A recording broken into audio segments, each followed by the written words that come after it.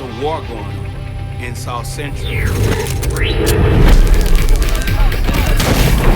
These Crips and Bloods have been warring for 30-odd years.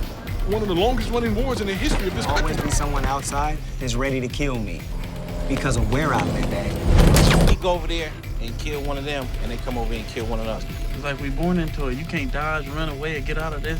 This is what it is. 911, what's your emergency? Over the past 20 years alone in LA County, there's been over 15,000 gang-related deaths. If you had 15,000 people killing each other in any other country, there would be diplomats, there would be mediators, it would go to the UN. I grew up in the hood. I was born in the hood. I was raised in the hood. I'm gonna die in the hood. I didn't choose my destiny. My destination chose me.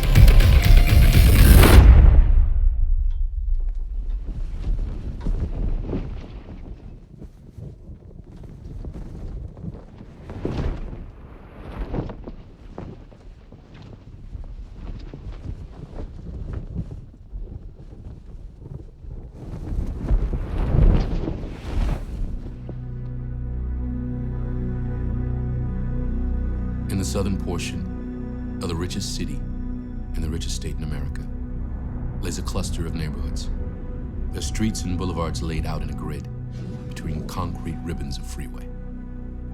10 miles to the west is the Pacific Coast Highway and the beaches of Santa Monica. 5 miles to the north is Rodeo Drive in Beverly Hills. 7 miles to the east is the corner of Hollywood and Vine. 25 miles south lays Orange County and Disneyland. Surrounded by the California dream, this region has its own legacy. On its streets erupted the country's most violent outbreak of civil unrest, not once, but twice. It's also the home of America's two most infamous African-American gangs, the Crips and the Bloods, whose bloody 40-year feud has taken 5 times as many lives as did the long-running sectarian conflict in Northern Ireland, yet whose devastating body count continues today. But in South Los Angeles, life wasn't always this way.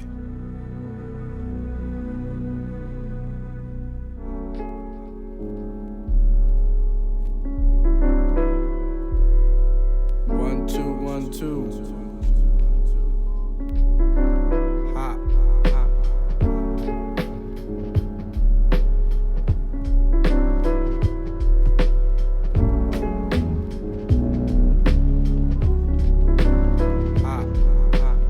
In the 1950s, 3 friends from South LA, Ron, Bird, and Kamasi, grew up reaching for their piece of the American dream. The most significant thing was when I went to join the Boy Scouts. Okay, the Boy Scouts of America. My mother takes me up to the scout troop at Goodyear Rubber Plant, where the original blimp is from 1933 to 1983, parked in our neighborhood right there. So I go up there to join the Boy Scouts. My mother takes me up to the Scoutmaster. He was nice, but he tells my mother, well, I don't know, but some of the parents might object because it was a white troop. See, they say, be prepared, do a good turn daily. A scout is trustworthy, loyal, hopeful, friendly, courteous, kind, obedient, cheerful, brave, clean, and reverent. See, that's the Boy Scouts of America, a bunch of racists. We couldn't be Cub Scouts, couldn't be Boy Scouts, couldn't be Explorer Scouts. We couldn't get involved in organized activity that would take us anywhere that would bear us any kind of good fruit. You see? So we built an auxiliary alternative.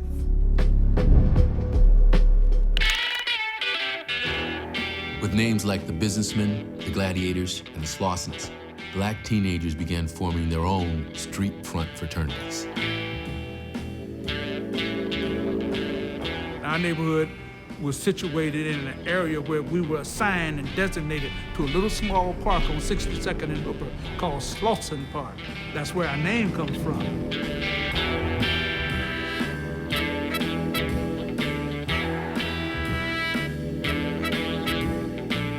The Slossons would evolve into what many consider to be LA's first modern African-American gang. But we never called ourselves a gang. That was something that the city and the police would describe us as. We were clubs.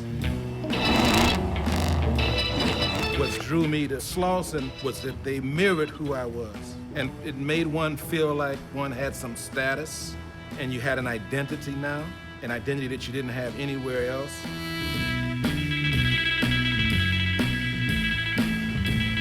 There's a sense of family. There's a sense of acceptance. You also have a way to wield some power because now you've got numbers.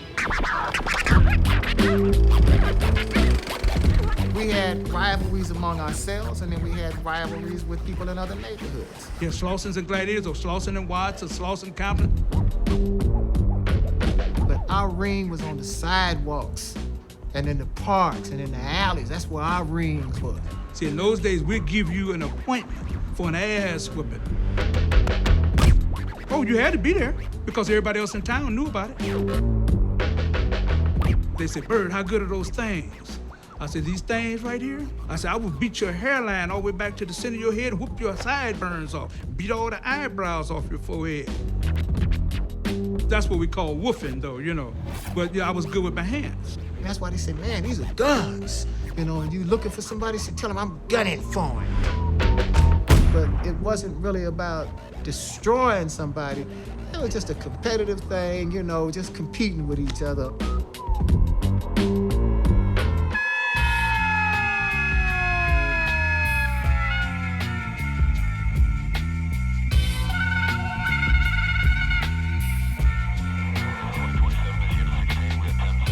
I used to get stopped by the police all the time.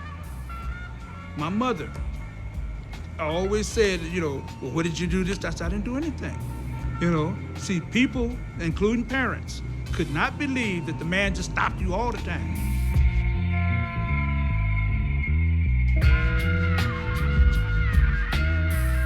Young black men in this society have always been represented as the most threatening figures across the board.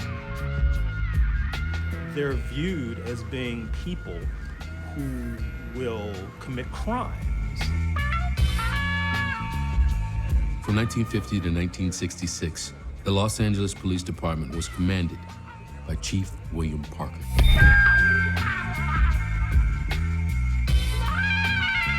Chief Parker ran the police department like a military unit, and the people who bore the brunt of this were the black residents. Shut it off, get out of that car with your hands up. Get your hands up, I said. Drop that purse and get your hands up. And so the cops were treating these young black men as though they were enemies, as though they were in warfare. Get them up, get your hands up. Go. Right this way. It was an open secret that one of the tacit duties of the LAPD was to make sure people were in the right neighborhoods at the right time. And Alameda Boulevard was the white curtain in LA. You didn't cross Alameda for no reason at all. East of Alameda, these were white areas. Linwood, Southgate, we couldn't go there. You had cops that didn't want you there. And blacks that deigned to cross the line were quickly put in place by police officers.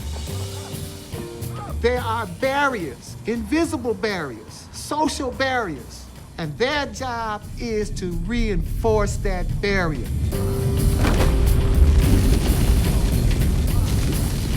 We'd get stopped, we'd get harassed. What are you doing here? You're supposed to stay in your neighborhood.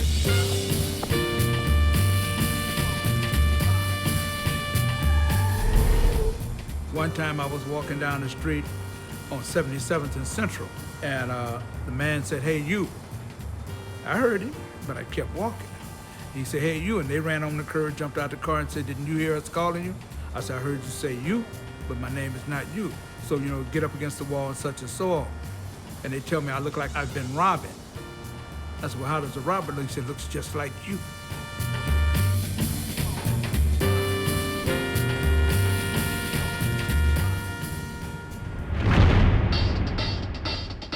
And so you feel this sense of alienation. You're culturally disoriented. You don't have a sense of identity in terms of who you really are.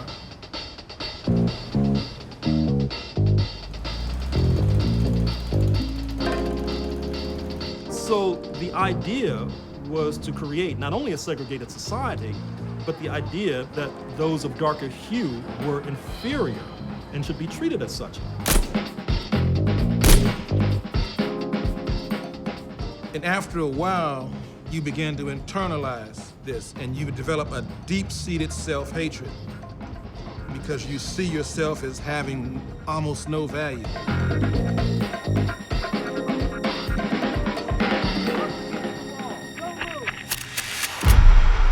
In a free society, I'm walking down the street, police got the nerve to ask me, where you going? Where you coming? Ain't none of your damn business where I'm going. And ain't none of your damn business where I came from. Fuck you talking about where you going? He gonna ask me, what are you doing here? You go anywhere and ask anybody else what they doing there? You stop and ask anybody else in this society, man, why do you exist? You understand what I'm saying? But you got the nerve to ask me that all day, every day. Now, what do you think that does to me psychologically? What does that tell me? What message am I being fed every day? See, you don't understand that every day he's feeding me a spoonful of hatred. Every day, that's my diet, a spoonful of hatred. You see? And it's just a question of when is this going to erupt? And upon whom is it going to erupt? Am I going to attack myself? Am I going to attack my brother? You understand? Am I going to attack my own image in the mirror? Or am I going to eventually attack the cause of my anger and my frustration? But the point is, I'm a walking time bomb. I'm gonna go off someday, somewhere, on somebody. The question is, upon whom?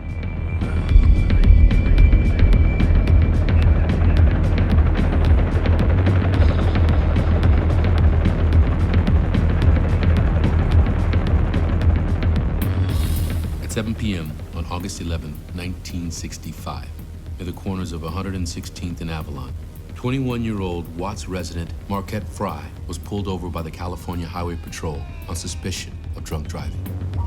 A routine traffic stop until police insisted on impounding Fry's car, despite being less than 2 blocks from his home. Fry's mother, Rena, who owned the car, joined the rapidly growing crowd, who, along with Marquette, grew increasingly belligerent over what they felt was the heavy-handed police response. LAPD reinforcements were called in, a scuffle broke out, and Fry, his mother Rena, and brother Ronald were all taken into custody. The squad cars rolled away, but the crowd continued to swell as word of the incident swept through the neighborhood. When I walked up on 115th and Avalon, Charles McQuarter from the D'Artagnans, I said, man, what happened? He said, they jumped on Marquette. We just got more and more upset. It was a cumulative thing. It was one racist traffic stop too many. By 8:15, over 1,000 Watts residents were surging up and down Avalon Boulevard.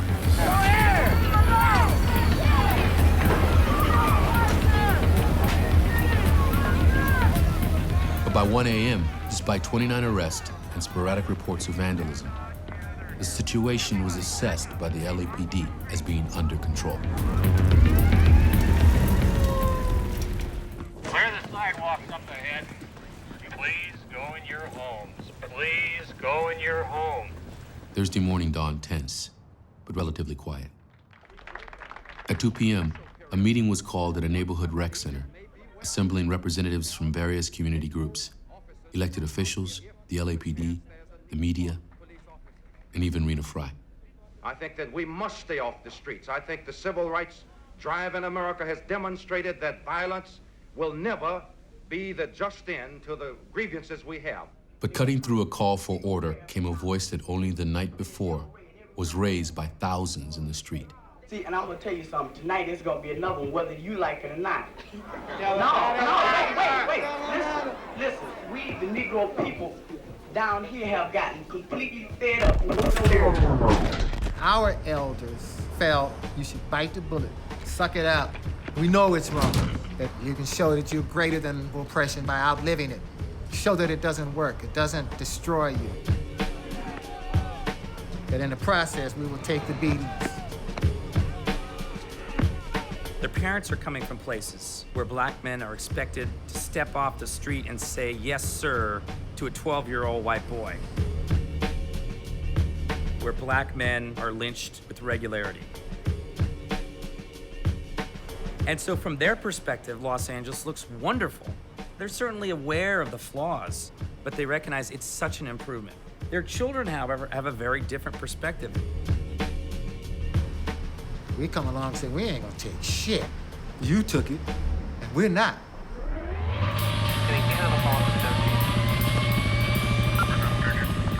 By that afternoon, crowds of African Americans again filled the streets.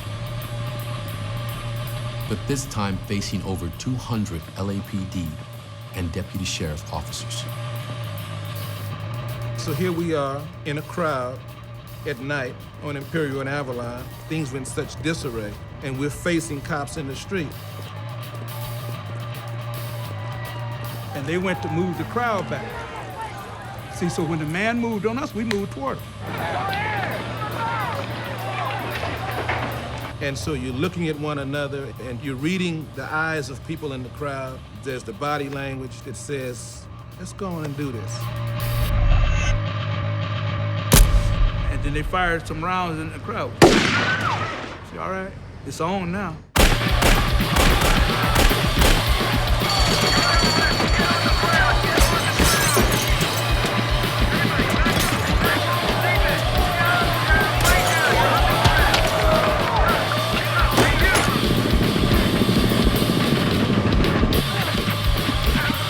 We were throwing rocks at police who were in the street, and they were taking position up behind their cars and firing. And I said, damn, they're shooting at us. Cops have weapons and they had a law behind them. The citizens don't have anything behind them but their own heart, their own desire, their own determinations, and they're really fighting to survive. And you cannot whoop us. We're already dead. We're already beaten down. We've been beaten down for 400 years. We already got the wounds inside and outside our bodies. How you gonna hurt us? You cannot threaten us. You cannot frighten us. We live in the most frightening places, under the most frightening conditions. We are immune to fear. We are immune to harm. You see what I'm saying? You have stepped into a cesspool. You're the only one gonna get infected.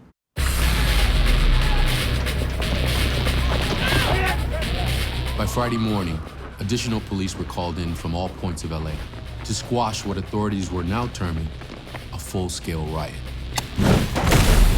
They said they call it a riot. There was no riot. We knew what the hell we were doing. What you're seeing is guerrilla warfare, but the reason that you can't say it is because you never gave the so-called Negro credit for having enough intelligence to be strategist enough to practice guerrilla warfare.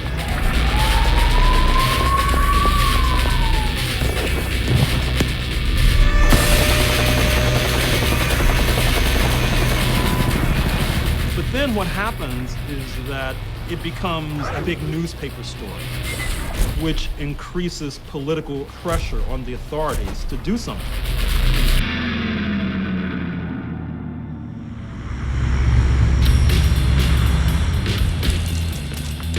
And then they brought in 16,000 National Guard who don't know the terrain. The National Guard in particular is not necessarily trained to engage in civilian crowd control.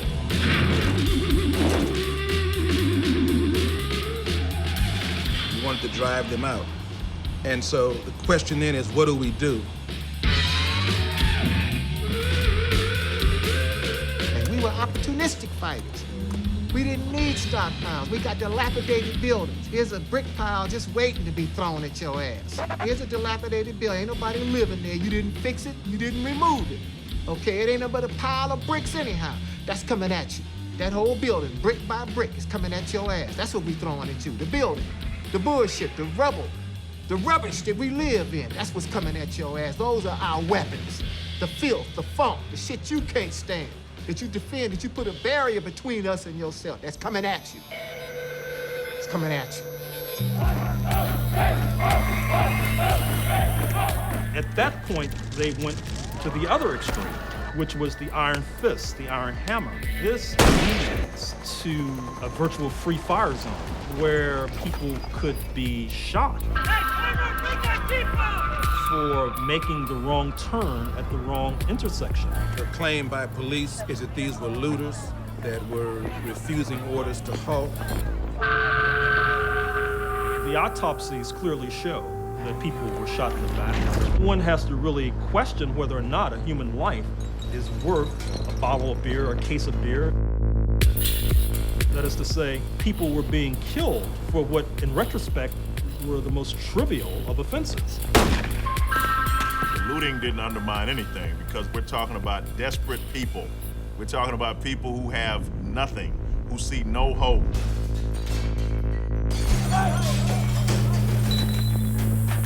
This is a criminal, a lawless element with which we're confronted, and that the only thing they understand is force and power.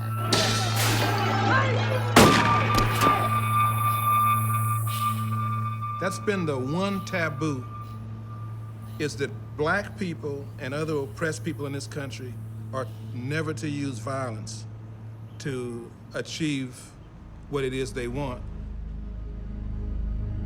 But this country uses violence whenever it chooses, and then it legitimizes the violence.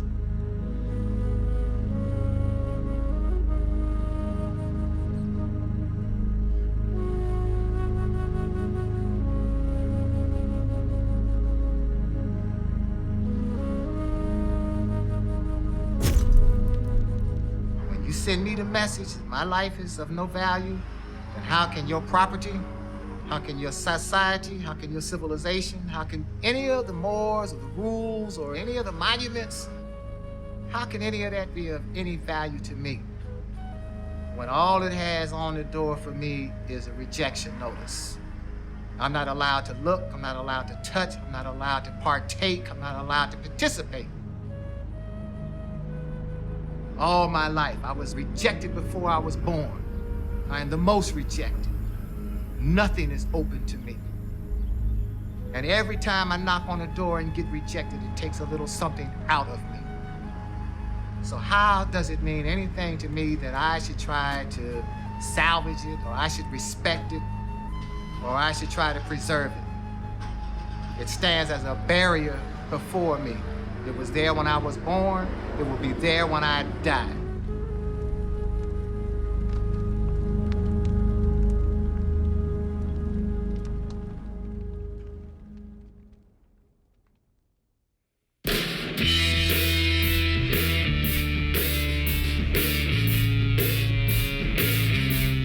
The fact that it took them 5 days to shut down something they thought they could shut down in a day is a testament to that revolutionary spirit. And so there was this sense of pride that we had taken a stand and that we had sent a message out to the world. It's a small step for a man, but it's a giant leap for all mankind now. Newspapers in Europe and other parts of the world carried the story, carried these images.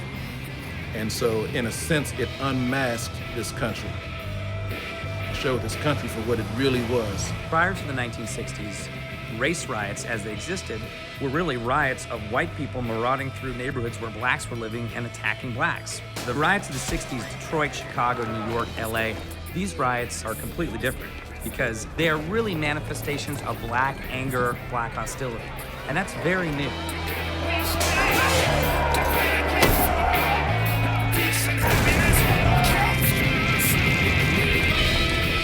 What distinguished Watts from the riots in Chicago and Detroit is that nobody thought it could happen here. The whole environment of LA was supposed to be so much nicer than other parts of the country, but yet that image of LA that's in the public mind had nothing to do with the large numbers of black people living here in segregated conditions.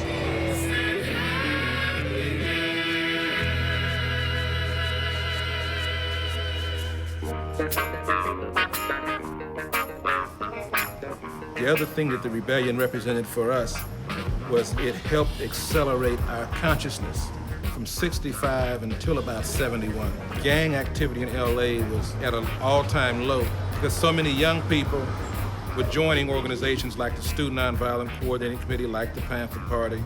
People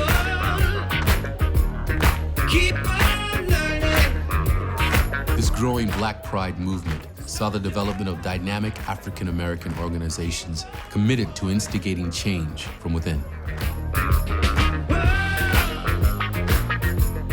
Keep on turning, 'cause the world needs to know. Former street fighters like Kumasi, Bird, and Ron now fought the power rather than other gangs, working alongside groups like the Black Panthers on civic programs that ranged from free breakfasts to neighborhood restoration to political activism. Believers, keep on believing. All them youngsters were busy trying to rebuild their communities, trying to build a future, trying to figure out where the fuck do we go from here together, and how do we give ourselves some kind of a future. Gonna keep on trying till I reach the highest ground. But this new Black Power structure quickly found itself in the crosshairs of government agencies like the FBI. According to recently declassified documents, FBI Director J. Edgar Hoover launched a covert counterintelligence operation against the Black Panthers, an organization he described as the greatest threat to the internal security of the country.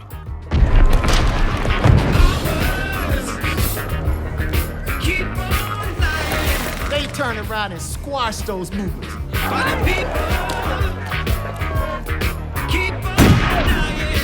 Former Slauson and Panther chapter founder Alprentice Bunchy Carter and John Huggins were gunned down at a UCLA Black student meeting, while Black Panther founders Huey Newton and Bobby Seale faced arrest and lengthy jail sentences.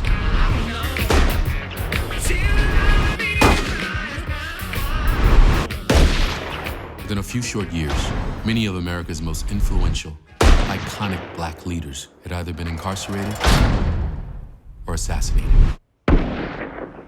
They ran them down, they chased them down, they hunted them down, they murdered everybody that they could and made everybody else either go to exile or they locked them up in the penitentiary. And when all that was over with, a new element rose up called the Crips. You see? And the shit started again.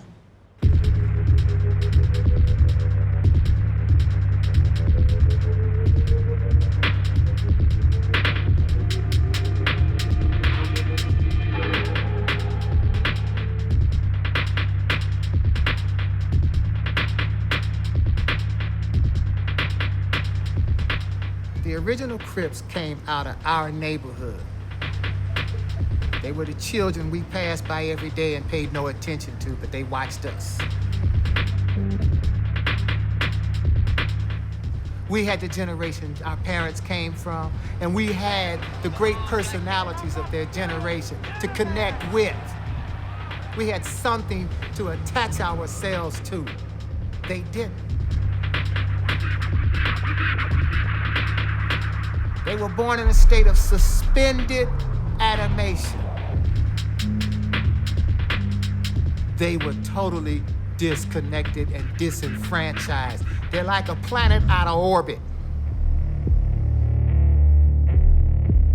In the late 1960s, from the blacktop playgrounds of Fremont High School, emerged this new order, led by South LA teenager Raymond Washington, generally credited as the Crips' founding member.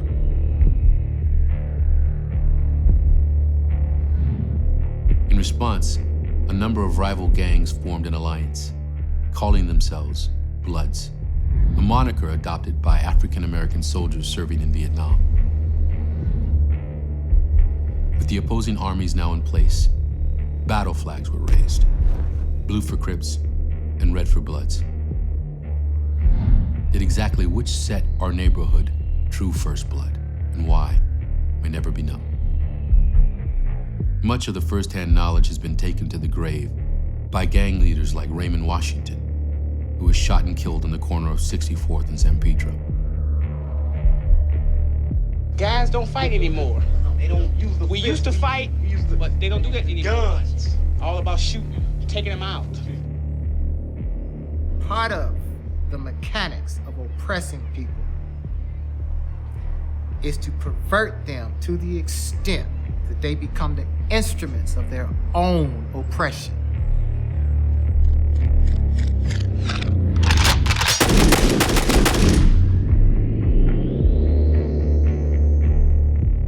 Over the next 4 decades, warring Crip and Blood sets would carve the streets of South LA into a grid of rival territories.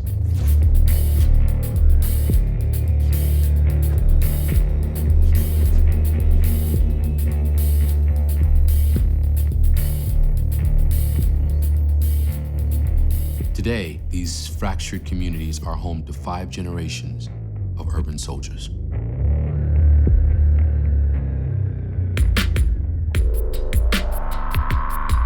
These are Crips and Bloods, of all different eras and ages, from different neighborhoods, loyal to different sets, yet they share one thing in common. All have grown up at war on the streets of LA.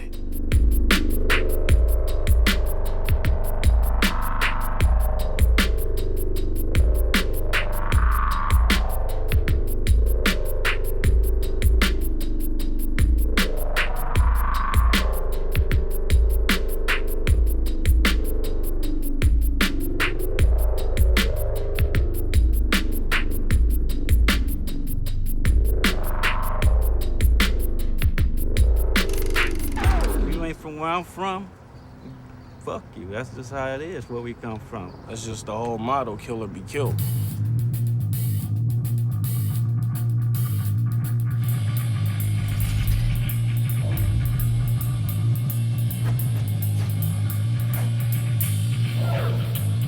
Once you go to enemy turf, anything can happen to you. Come across Normandy, you die. Come across Vermont, I feel bad for you. When I was gang banging, if you wasn't from my hood, you don't come to my hood. If you come to my hood and you don't know nobody in my hood, then you die. West side of us is Bloods. On the east side of us is Crips. We just surrounded in a box. You know what I mean? We're surrounded by enemy sets. This was created over 20 years ago to where the geographics in the neighborhoods have been separated by gangs.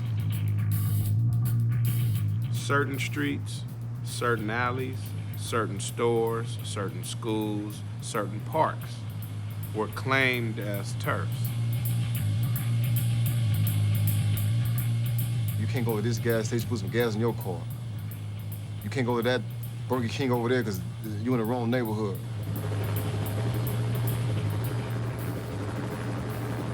You got some motherfuckers that'll ask you where you from.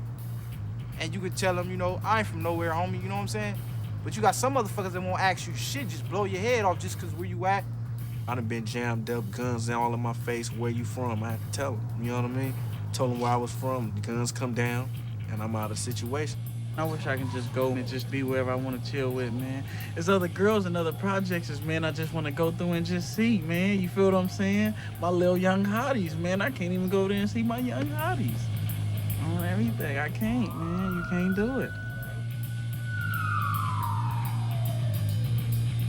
My little brother walk out the door to school 6 in the morning and they shoot at him as he's going to school. So you got to think, what type of sick motherfuckers in this world be up that early in the morning just, you know what I'm saying, to do some cruel shit like that?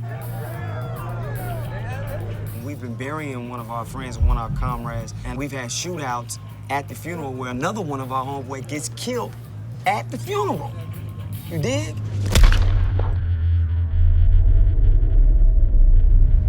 So as we live amongst each other, there might be one street, it might be one gas station that services 2 or 3 different gangs.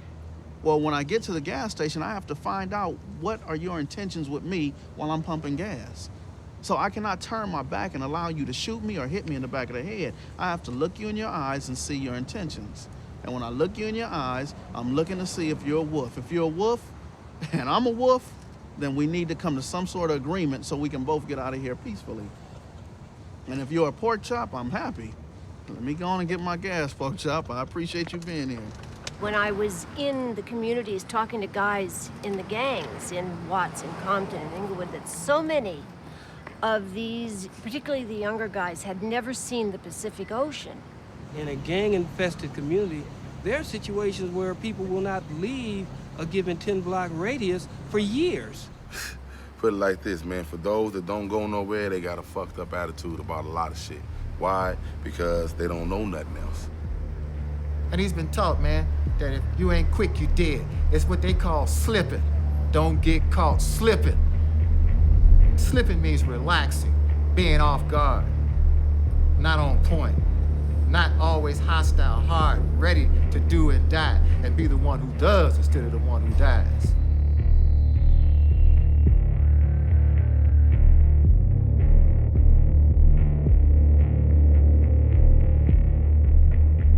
You can't have hope living there. You have to be on your toes at all times, man, because anything at any time can happen to you. Wait a minute, you can't have a heart? No. You can have a heart, but you better not show it. It's sort of never letting yourself be weak. Never letting yourself be seen as someone with feelings, emotions, except for brutal force.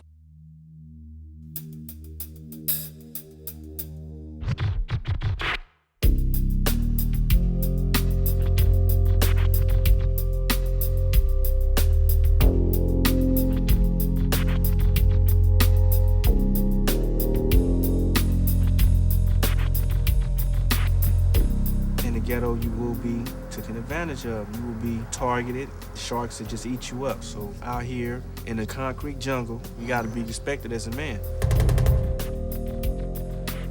But in most cases, respect is actually fear.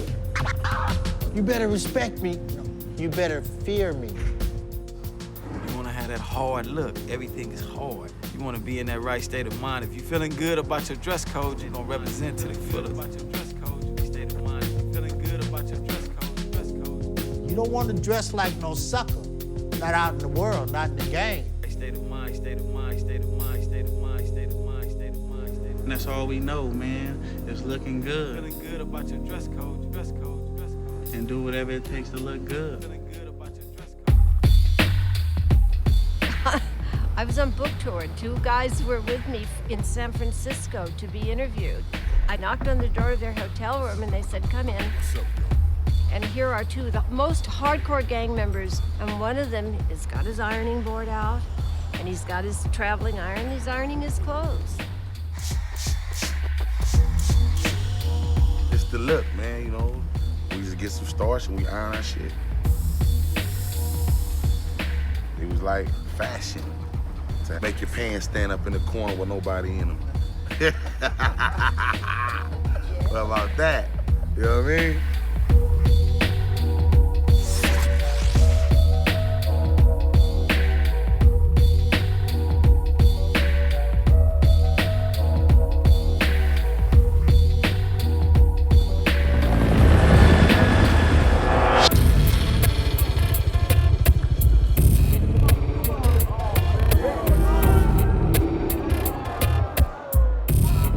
Somebody that has no idea why a young man would do it, what is the allure and stuff? I joined the gang not only for the protection, but for the love, for the unity, to be a part of the family. If you're living in the ghetto and you're living in an environment where you're being assaulted like I was, I just got tired of being a victim. It's like either you the victim or you the victor. Raised into it. It's not like you're gonna get out of it some way. You raised into it like this is what they teach you at a young age. I was really a good dude. Then, you know, getting chased out of school, getting shot at all the time, and you like, fuck it, I'm damn if I do, damn if I don't. I didn't get jumped in this. I grew up in this. My mom grew up in my neighborhood. My dad from my neighborhood. All my uncles from my neighborhood. So I don't look at it as like no gang thing. It's just family.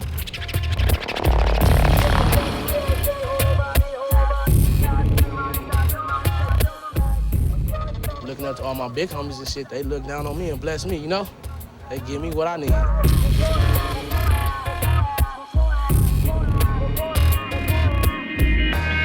And that's why when he's hooked up with his crew, they feed him, they looking out for him, they putting clothes on his back. Okay, but now it's time to get in this car and go get these niggas that just shot up my house. What you gonna do? What you gonna do? You obligated to do. That man just fed you all month. So how can you say no to that? Let's go kill these motherfuckers because, man, shit, you feed me.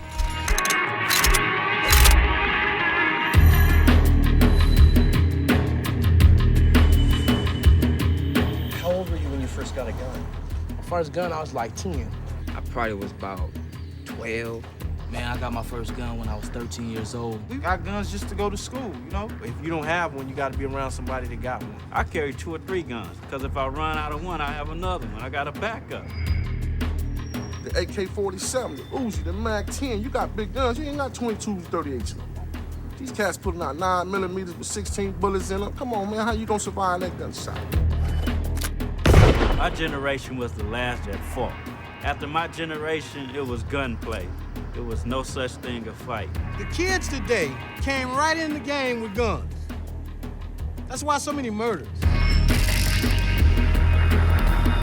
That's made a 12-year-old, 13-year-old king for a day. Oh my God, puts you in a whole nother state.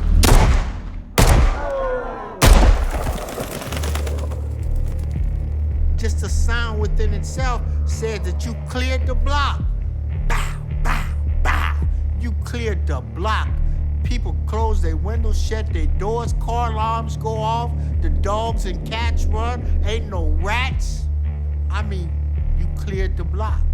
And you standing there 12, 13 years old with the pistol smoking. And you stick it in your pocket and you walk on home.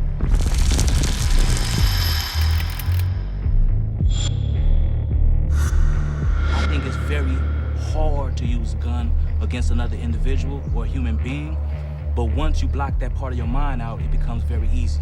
You can watch them, they become numb. The first time, they're jittery, you can just see the nervousness in them, and you come back and look at that same person after being involved with the hood for a year, and I mean, they soldiers, they ready to get out.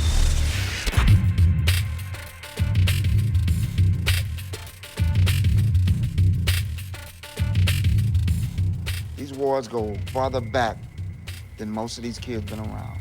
A lot of them not sure about why the war was going on, but they started doing what was being done.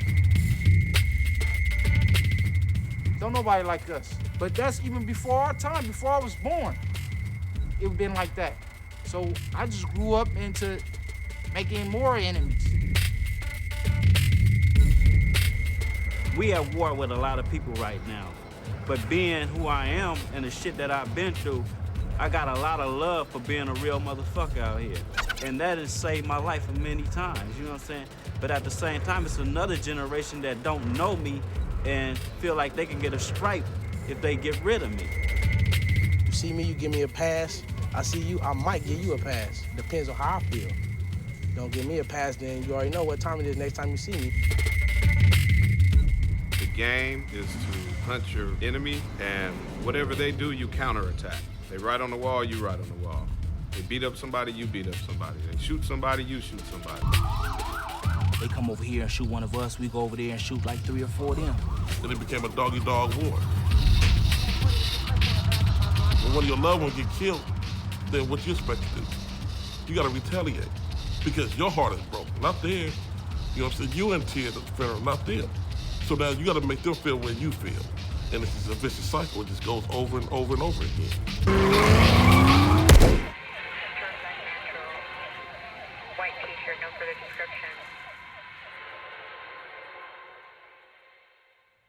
Even though I'm in the game I'm in, I pray. But how do you deal with the moral argument, man? I ignore it. I don't pay attention to it. There's really no room in this world for soft motherfuckers, man. Soft motherfuckers don't eat. I wrestle with my moral issues a lot, man, because I know that ultimately this ain't the way that God or society intended it to be. So a lot of times, man, I know morally I'm a good individual, but sometimes I gotta put that moral state of mind behind me and become an animal.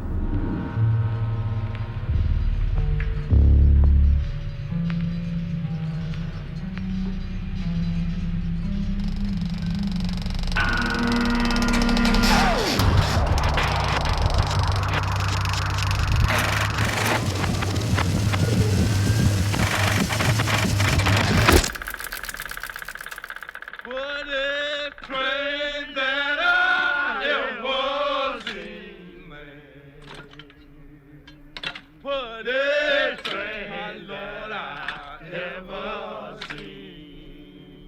Prior to World War II, 85, 90% of the black population of this country lives in the South.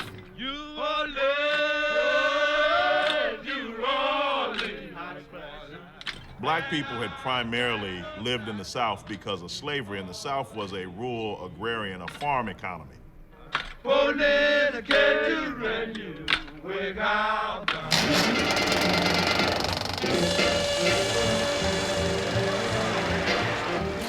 World War II ushers in a series of transformations that radically change the nature of black history in this country. Blacks, for the first time, are invited en masse to work in America's industrial arsenal for democracy, building those tanks, building those planes, building those ships.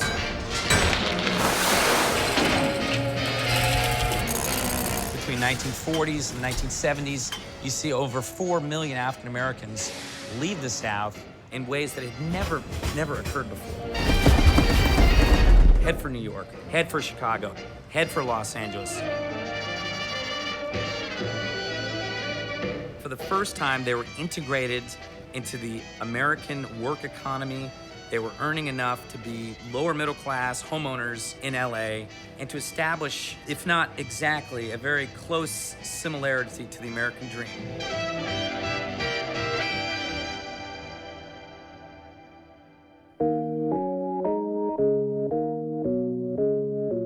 LA didn't have the overt history with racism that one had in the South. There were no laws that said blacks had to ride on one part of the bus. There were no laws that said blacks had to be in certain schools. There were, however, an extremely exclusive web of racially restrictive housing covenants that kept blacks in particular areas and out of other areas. These covenants mandated the sale of real estate along racial lines in an effort to keep traditionally white neighborhoods free of non-desirable homeowners. Sometimes non-desirable meant Latino, sometimes non-desirable meant Jew, sometimes non-desirable meant Asian, but it always meant black. And so those racially restrictive covenants, which didn't disappear until the late 40s and early 50s, essentially kept blacks circumscribed in a very narrow portion of the LA County region. Black people were sort of forced to live on top of each other because it just wasn't possible to live where you chose, even though you might have been able to afford it.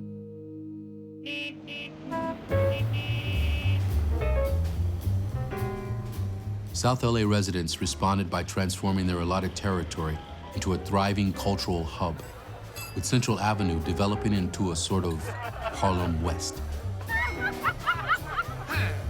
West Coast's best jazz clubs. Dozens of black businesses lining the street. People dressed in their Sunday best on the weekends. A period during which the most affluent and the poorest blacks live essentially side by side.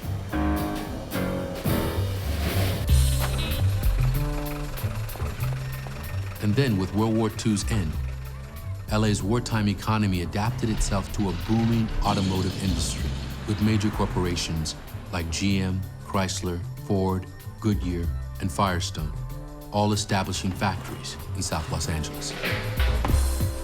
You work in a factory, you got good benefits, you could buy a house, you could buy a car, you could raise a family, you could live a working class, a lower middle class life.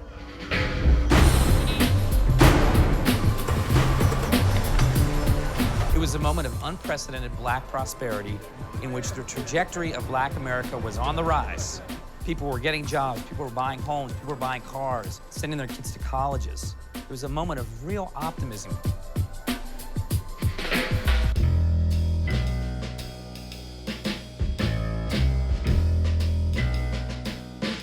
In the late 1950s, you begin to get the first wave of what came to be called deindustrialization.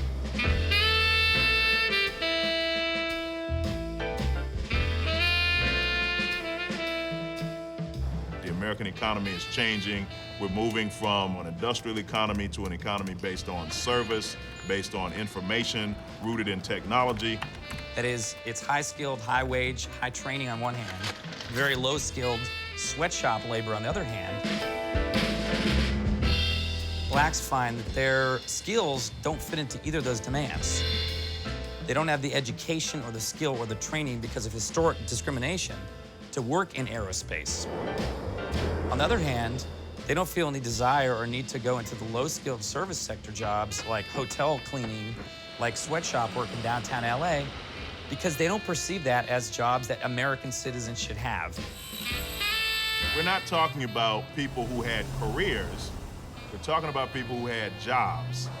If you have a job, you are dependent upon that job. So when that factory closes, you are, in essence, ass out. By the late 60s, you see those plants beginning to disappear. When they disappear, there is virtually nothing left in their wake.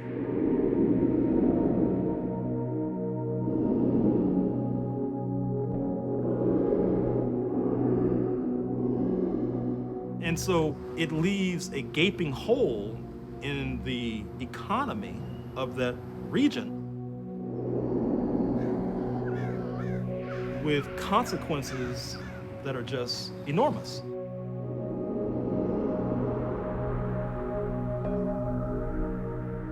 Generationally, in America, it's supposed to be about the American dream. People are supposed to move up. They're supposed to elevate. We're talking about a situation where, in actuality, it went in reverse. The children, over time, began to do worse than their parents.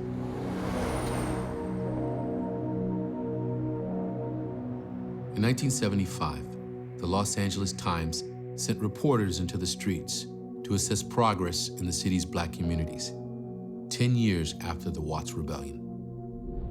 The fearful live behind protective bars and double locks. High schools are graduating functional illiterates. Some black people have got businesses. Some professionals have gotten into significant jobs. But if you talk about the masses, or that guy who was in trouble in 1965, it is more difficult now. For the black in the ghetto, the goal is survival.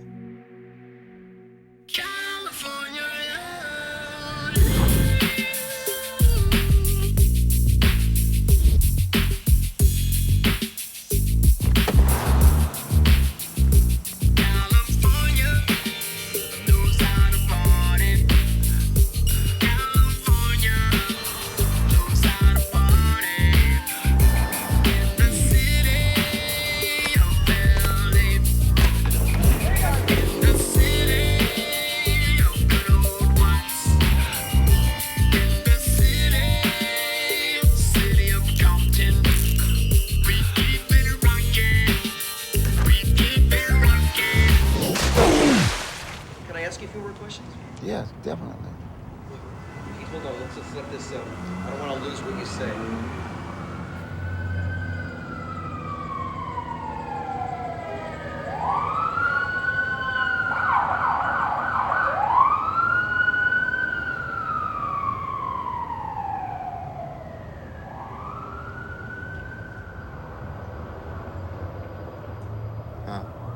Sirens, huh? How about if they're going on all night and all day? All night. All day. You're on your own down here,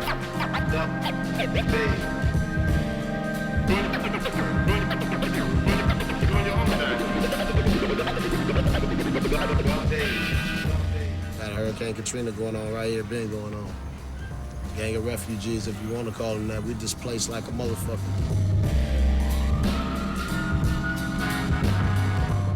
A helicopter flying overhead might not be acceptable in Brentwood. However, it's something that occurs every 2 or 3 hours in my community. In the South Central community, basically what you have is empty fields, broken down businesses if you have any businesses. Every corner you got a liquor store.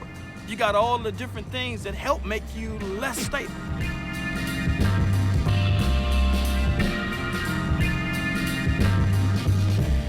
Take a walk down Adams Boulevard from Crenshaw to Vermont, and you tell me the opportunities that are available.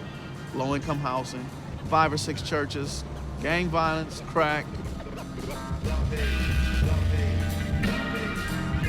The introduction of crack cocaine onto the streets of LA in 1981 proved to be a major tipping point for an already vulnerable community.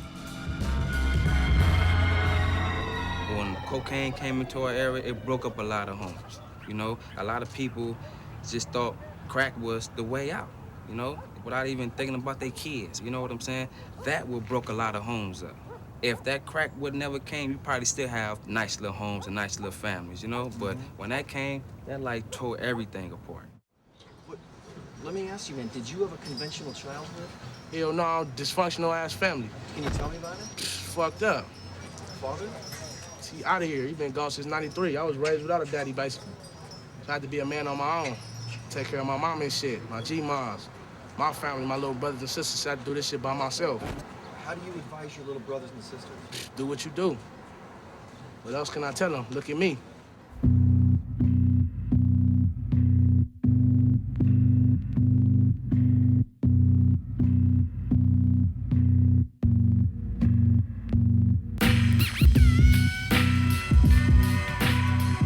I grew up watching my dad beat the hell out of my mom. I watched my father, an alcoholic.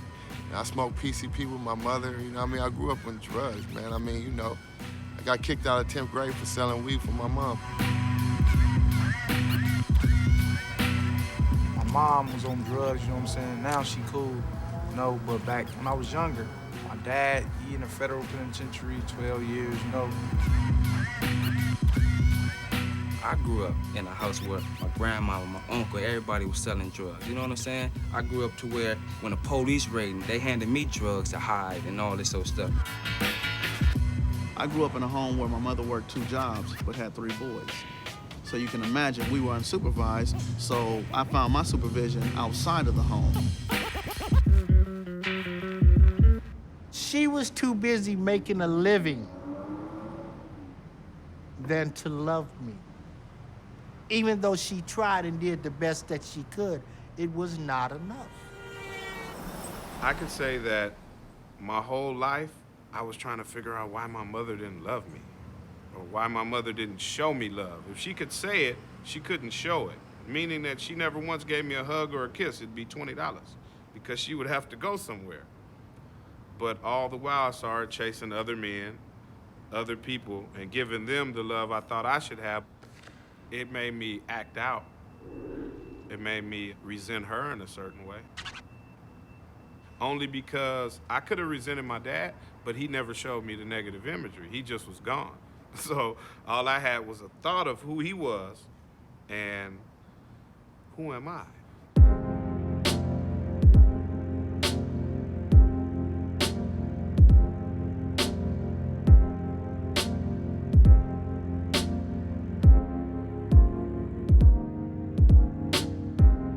A lot of black kids in the neighborhood that just went the opposite way, or when the gangs was outside, they didn't come outside. You know what I'm saying? They had some parents that get in your books and stayed on them. But if everybody had that, then a lot of things would have been different, but that wasn't the case. A lot of minds are messed up because they don't have that support. They don't have no one that really got their back.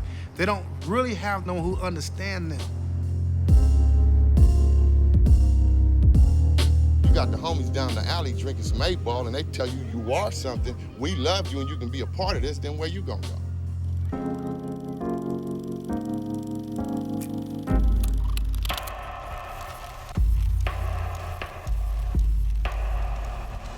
The common thread throughout all of these conversations and throughout our community seems to be, for the most part, the absence of a father, a male figure, a father figure in the home.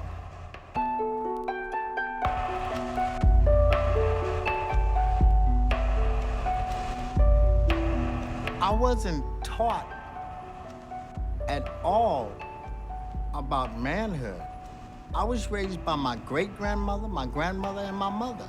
There was no male figure. There was no role model for me.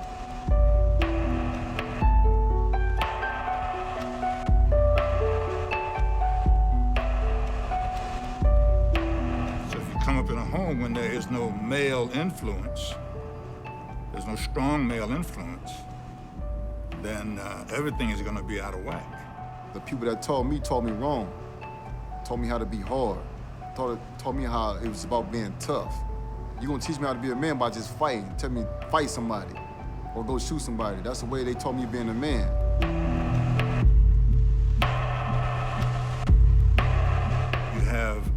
subculture of young black men pretending to be men by killing each other or by standing up in a bravado manner.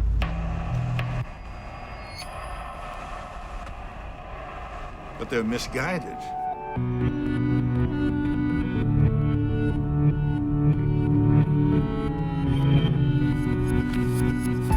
Well, I'll sit here and I'll tell you that I didn't become a man until I was 38 years old.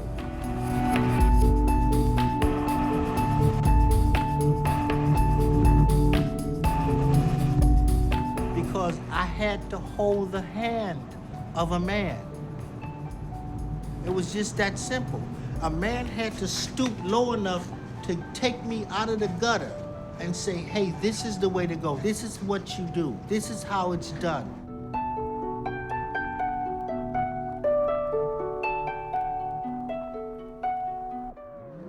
Nowadays, the fathers or the black men my age are either dead or in jail. And one of the problems we have is if they're gonna try to arrest the problem, that means they're putting all the black men in jail.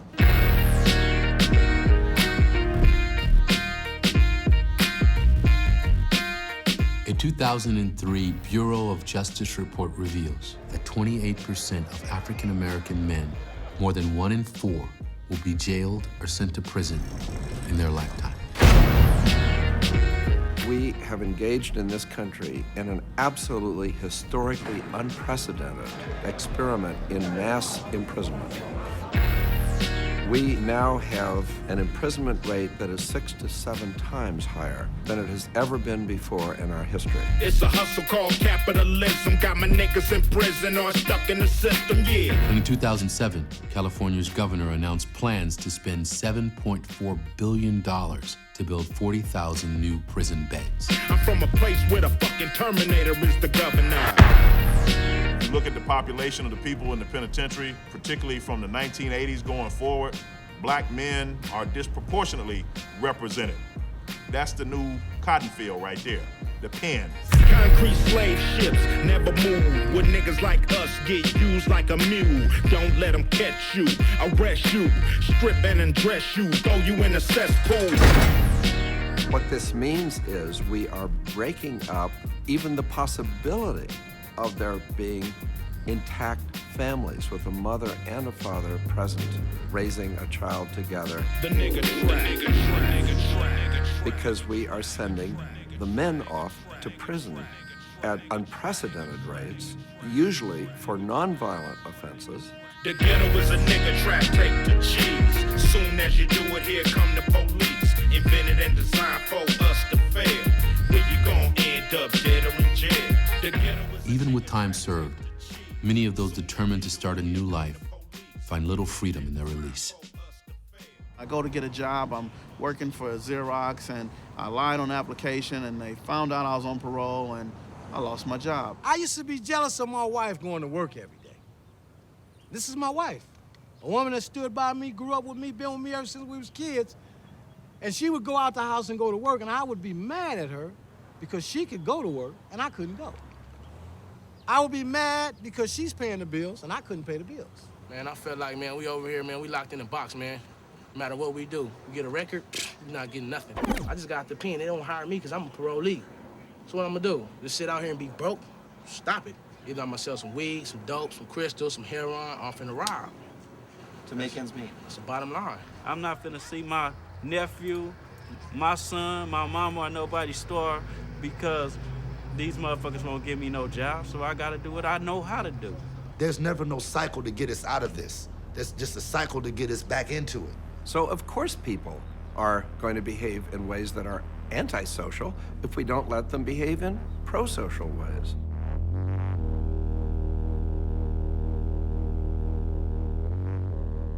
When you hear America saying there's gonna be a war on crime, to a black person that means that's a war on black people. When they say a war on gangs, I say that's a war on me. When they say war on drugs, I say that's a war on me. Every war they got is a war against me and my people. We need to come in here and solve this problem, not attack this problem, because here's a people that's already angry. I don't have nothing to lose if you attack me, sir. I'm being attacked every day anyway. I'm being shot at every day anyway. So you shooting at me, you putting me in jail don't mean nothing to me. That's where the gang problem, so-called, is. It's been redefined as a crime problem and a gang problem, but it's really an issue of no work and dysfunctional schools and so on. We know that what we've been doing to deal with gang violence isn't working, but we just keep doing the same thing over and over again. And then we say, well, the fact that it isn't working doesn't mean that we're acting out of ignorance or maybe we need to learn something. We say it just proves that these kids are unredeemable. It's a belief that our society did not contribute to the formation of this problem. That's the story of the scapegoat. The gang member is the scapegoat. Nothing's our fault, it's their fault. We didn't create them. They're inevitably incorrigible.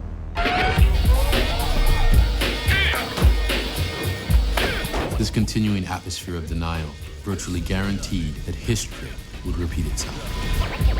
On April 29, 1992, 27 years and 5 miles away from the flashpoint of the 1965 Watts Rebellion, rioting again broke out. The most violent, costly outbreak of civil unrest in U.S. history.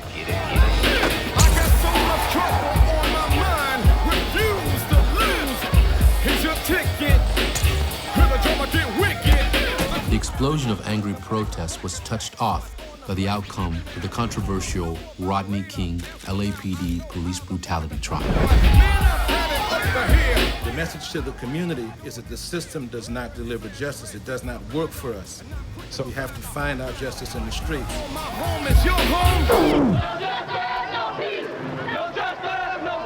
Well, welcome to the Terror Dome.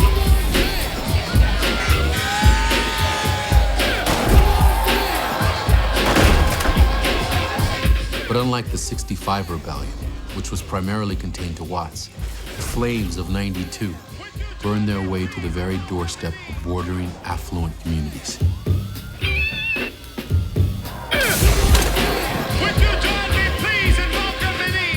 Marcus Garvey used to say that when all else fails to organize the people, conditions will.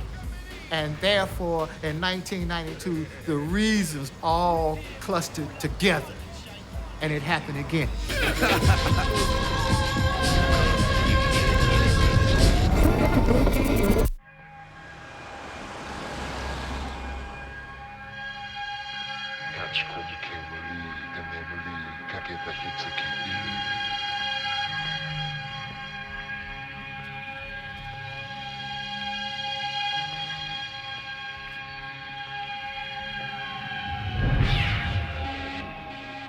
In the aftermath of '92's uprising, a high-profile private sector initiative was formed to create Rebuild LA.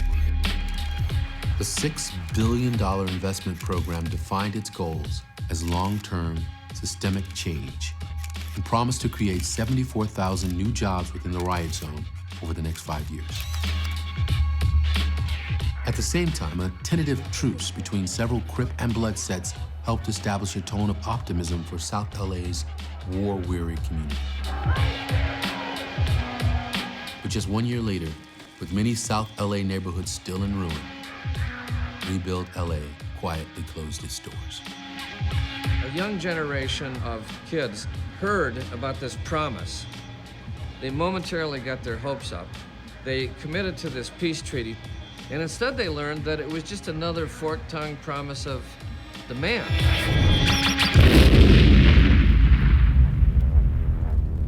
It failed. We should have known what the future would be in other cities from here to Baghdad. Gang warfare would resume, and for the next 15 years, continue unchecked, with almost no effective outside intervention. See, cause I'm the motherfucking villain. The definition is clear, you're the witness of a killing. And you know what everybody looks at him and says? You're the worst motherfuckers in the world. We don't like you, we don't want you. We don't even want you to survive. We want you to go away. We want to pretend like you don't exist. I'm coming straight out of Compton. When something. This is my grandson. His name was Mark Cornelius. He was 17 years old, very promising young boy. And in 1996, he came here to Los Angeles to visit me. I begged my son to allow him to come from Yuba City, California, to visit me. He was here 3 weeks, and he was shot and killed 10:30 in the morning, walking across the street headed for Dorsey High School. He didn't have gang colors on. He didn't even know too much about the gang. As a matter of fact, he said to him when I warned him about where to go and where not to go, he said, "Grandma, this is America. This is where we're supposed to be free. This is where we're supposed to be able to walk down any street we choose." And the next day, he died doing what he thought was his right.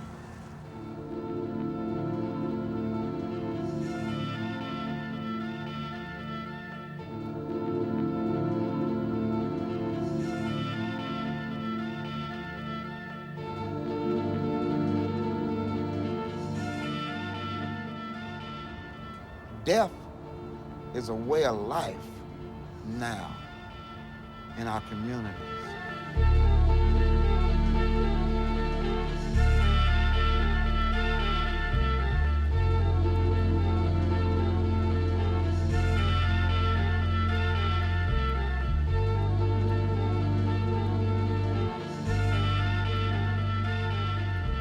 Can you imagine a society where mothers are burying their children instead of their children burying their mothers?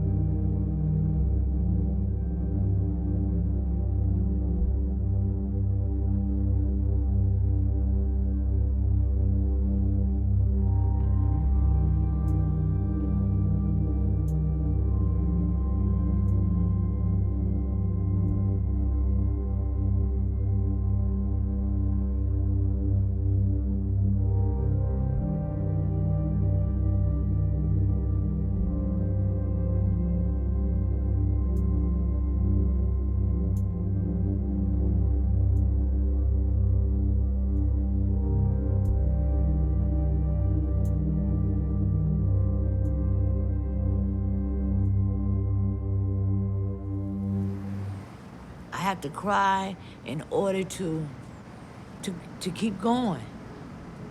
I have to cry. Because if I don't cry and I keep all the anger up in me, I may do something. You know, people say, oh, you can get over it. Hell no, we can't. We just get through it. Just get through it. We'll never get over this.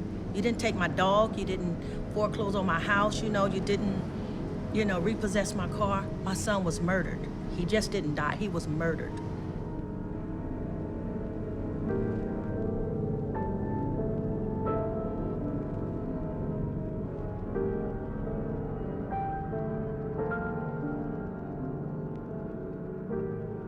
So when I finally went back to school, I was always crying, and it's amazing. All the kids look around and they're like, all, you know, a lot of the girls all teary-eyed, even some of the boys.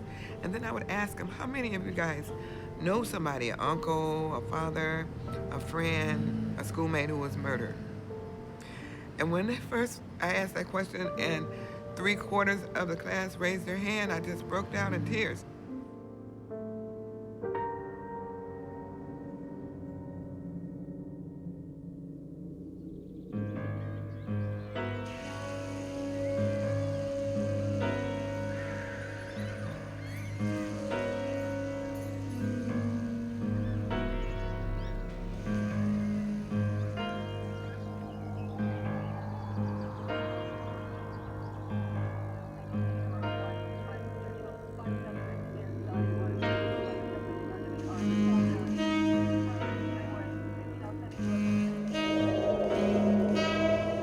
A recent comparison of twin psychological studies by The Lancet and RAND Corporation indicates that children in South Los Angeles are exhibiting greater levels of post-traumatic stress disorder than children of a similar age in Baghdad, the war-torn capital of Iraq.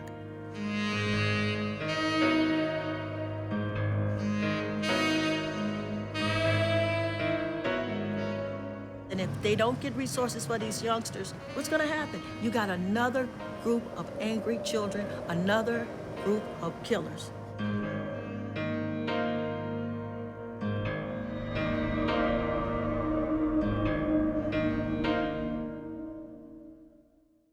If someone right now said, what do you want in your life? I'll give you anything you want. What would it be? Man, one thing, just one thing, freedom. My wish would be for Crips and Bloods to realize that everybody else is against us. And if we don't come together, it's gonna be over for us. So if the resources were here, you're saying these kids wouldn't choose gang? Nah, man. Nah, man. You choose that because it's no hope. You in no man's land. It's no hope. People taking choices of going to college and like that's like making a choice. Here you ain't making no choice. There's no choice. It's like you waiting for somebody to come save you, man, and you just ain't gonna never get saved, man. I did the gangbanging, the stomping out the sets, the getting shot, the drive-bys, the getting shot in drive-bys, to going to jail, to all that, right? But had I had a chance or someone else tell me, fool, you playing the devil's game. Since I've been in the gang, man, I've done been to the county jails, to several penitentiaries, and back and forth through war as far as gunfights and stuff. So this perception that gang banging is wonderful, that it is the lifestyle to live. It's no lifestyle to live, period. Your reward for gang banging is to be crippled, lamed for life. Your greatest reward is life plus 40 years. Your ultimate reward for gang banging is death, and you don't come back from that.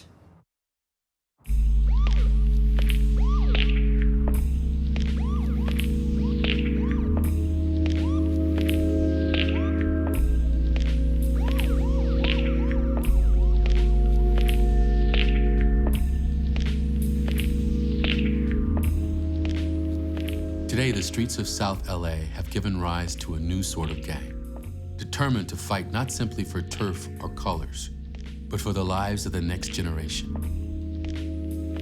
I work with about 400 or 500 high-risk youth every month. The first thing I do, I apologize to them because I have to let them know my generation has failed you miserably. See, I'm 51 years old. I've been through decades of this structure. So we let them know that, hey, we have done some wrongs just like you doing wrong. These peacemakers, many of them former gang members, have stepped out from behind the guns and are now standing between them, literally risking their lives with the formation of street-level gang intervention organizations. Privately funded, receiving almost no support from either state or federal governments, these grassroots movements are taking the first crucial steps towards stopping the cycle of gang violence. People who care, who want to see a better community, who want to see a better country, we got to start getting together and having some sit-downs so that we don't keep breeding generations and generations who only think that that's the way to go. An alternative to that lifestyle has to be put in place. And if they want to see change, then they're going to have to be willing to invest in that alternative lifestyle.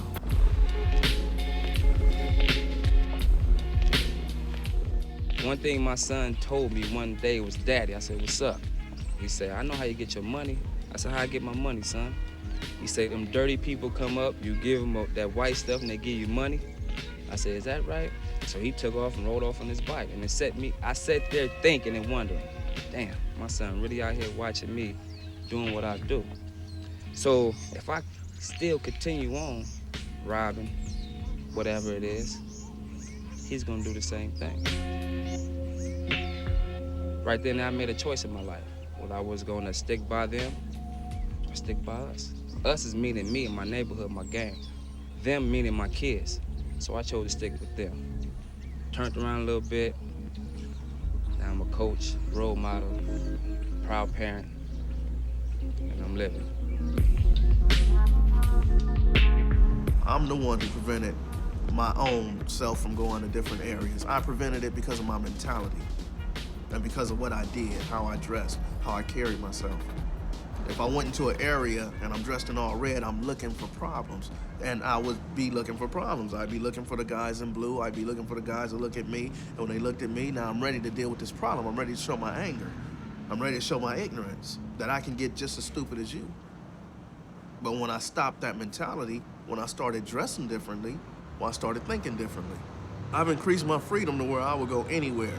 And when I get there and see certain individuals, they will say, well, that's Skip from over there. And we can, hey, how you doing? And we can talk now. And it's not a problem. I go to everybody's neighborhood, and it's not a problem. How do you like that? Love it. I love it. I truly enjoy it.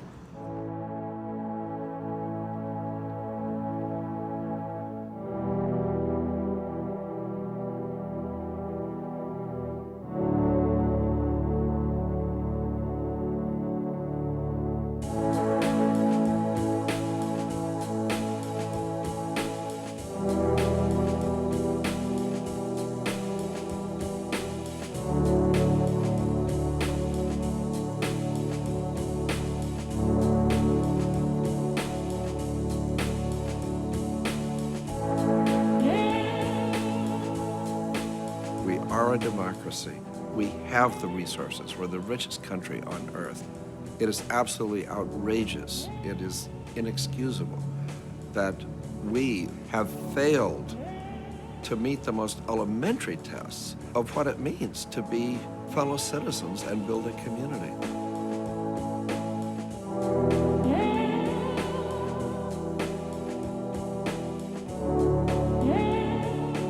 The ingredient is to care about people and to love them.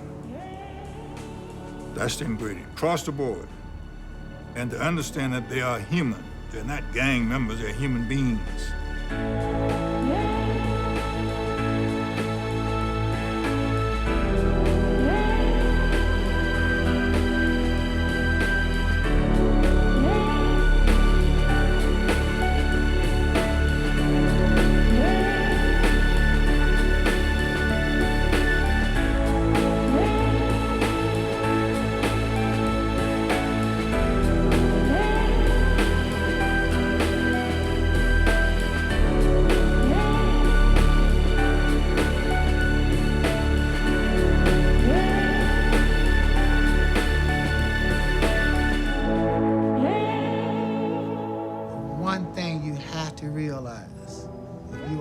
Up, there would be a stamp under their shirt that says Made in America. Okay? Not no place else. They weren't made in Taiwan or, you know, Indonesia. They were made in America.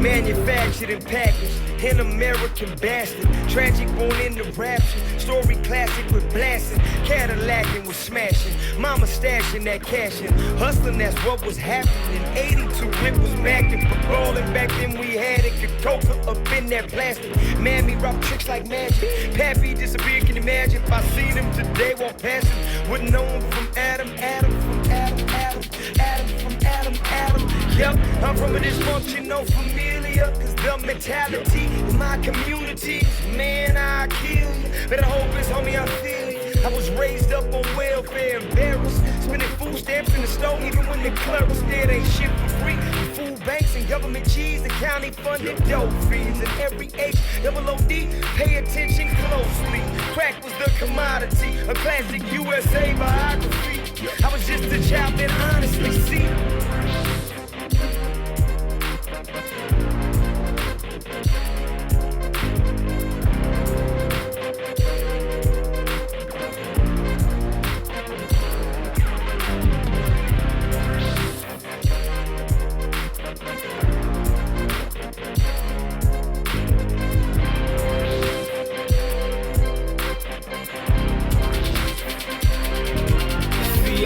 Labeled as shift, exported like 36, imported keys of bricks, slinging, trying to get rich. 1991, running, holding big guns, gang banging, feeling the love. Slugs instead of hugs. My auntie was fucking doves. My cousin was locked up. When I popped that pistol, I felt up. Major paper, I wanted to touch, not just busting, but really hustling, struggling, trying to make something out of nothing but busting, living but by the gun and drug running, the distribution, the prostitution, polluting the streets for shooting narcotics. Gotta eat, get a profit, pop it, smash off hydraulics, you drop it, then you can cop it. Never exchange hands with a smoker or policeman. Serving right out the van. Supply for the large demand. Had what you need, stacking grands daily. Mentality, fuck you, baby. Locality, shady, 80s, east side, South Central, crazy, Los Angeles. God save me from the plans of the country that made me.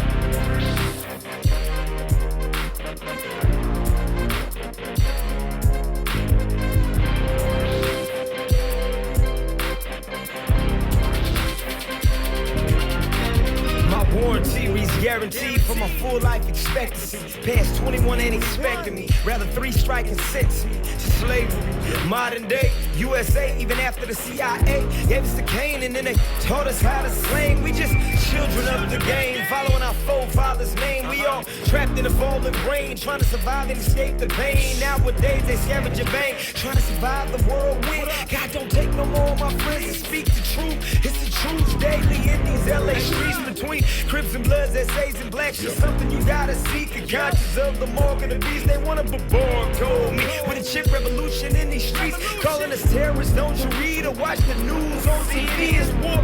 Time can't be peace. Gotta have a dream to succeed. So many people rest in peace from all these neighborhood beefs. Deadly politics with the heat. Blood stained the concrete. Police harassment us, can't you see? Wake up and fight to be free.